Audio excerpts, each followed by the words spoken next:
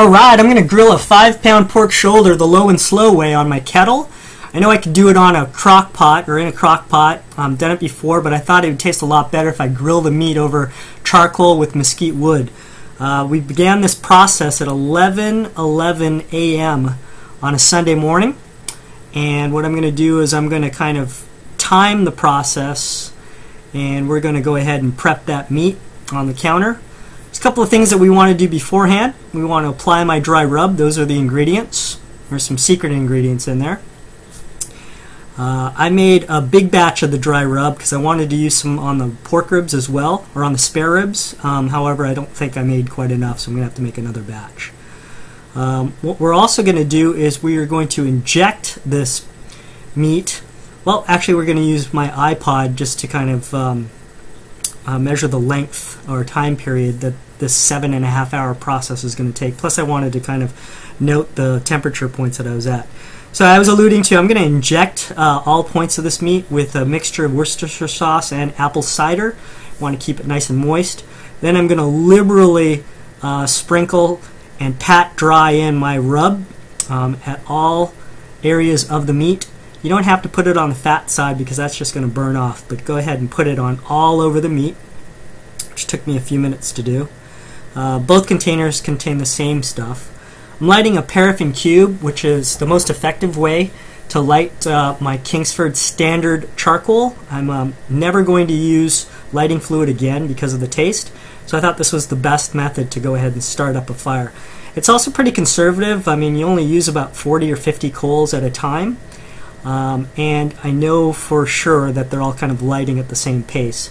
So once they get a nice gray color to them, I'm going to put them on my grill. I've separated into two separate parts, a direct heat area and an indirect heat area. Underneath I also have a catch pan, and you see I'm pouring a little bit of water because I wanted to generate some steam and some smoke.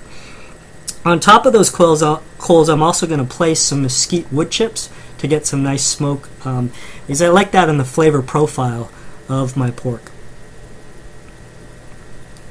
So I'm going to go ahead and place the pork on the grill in the indirect area.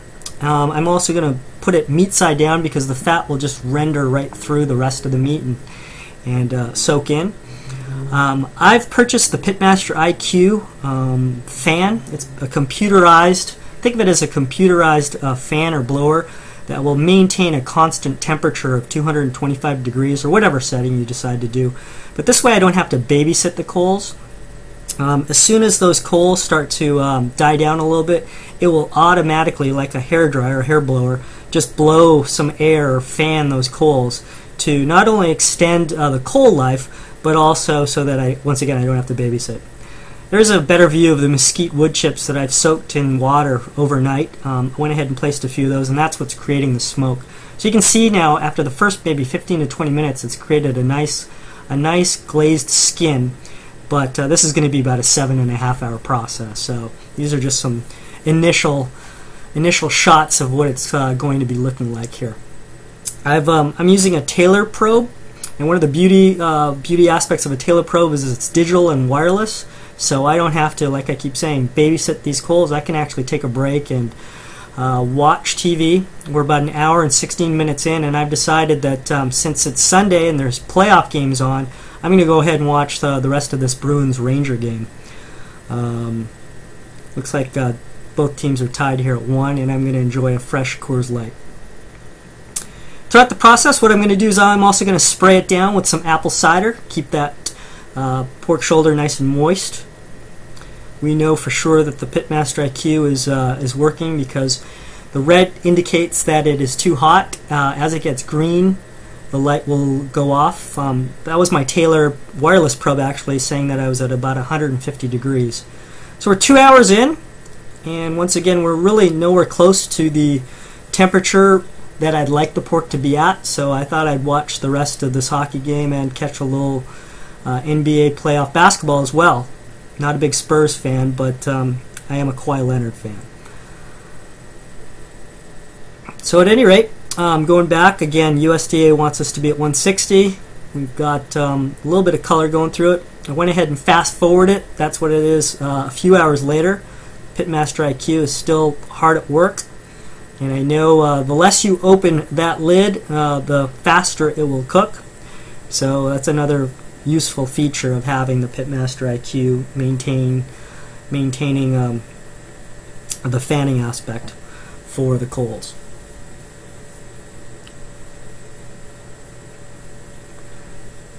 Turned it up to about 250 degrees because I want this process to move a little bit faster. Again, this is the first time that I've done it this way. I anticipated it being somewhere between 6 to 8 hours. Here we are, 4 hours, 14 minutes in. Basketball game's over, but baseball started. My neighbors come over, and we're talking about enjoying a little bit more beer. So here we are, almost 6 full hours into the process. It's time to make the sauce that I'm going to put on the pulled pork. Those are the ingredients. I'm going to make this in the last probably 2 hours. And you can actually take this bowl and heat it right up over the grill. I'm going to use the oven right behind me. But for some extra heat, I've decided to add some red pepper flakes and some Bloody Mary mix.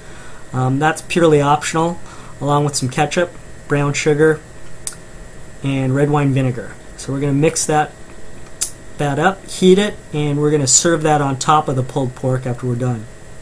It's time to foil this sucker.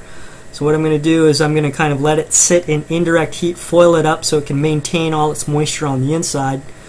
We're 6.5 hours in now, and what I'm going to do is I'm going to take my temperature probe and just make sure and double check that I'm at the temperature. USDA once again wants us to be at 160. It's now reading 170, so it's definitely done. I'm going to just take the Taylor probe just to double check, see if we're getting the same reading. I thought I'd leave it on for another half an hour with some more mesquite wood chip smoke, just to get that good smoke ring right around the skin of the pork. Time to take this bad boy off, and time to pull that pork. So my tag says that it is 6:37. Once again, it's a 7.5 hour process, which my iPhone has also timed. I think next time I might utilize some efficiencies and maybe shorten that time, or I might actually lengthen the time and make it a little bit more well done. But as you can see, it just falls off. There's a bone at the back that you can't see, but I've got the meat claws out, and that we're just shredding that pork, and it's ready to go inside of the sandwich.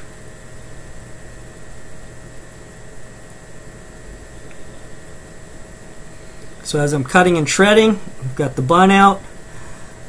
I typically like mine to have just a little bit of coleslaw, and then I'm going to put a couple of scoops of my sauce on there that I've heated up, and it's ready to serve. So this has been a true labor of love. Hope you enjoy the video. Thank you very much. Bye now.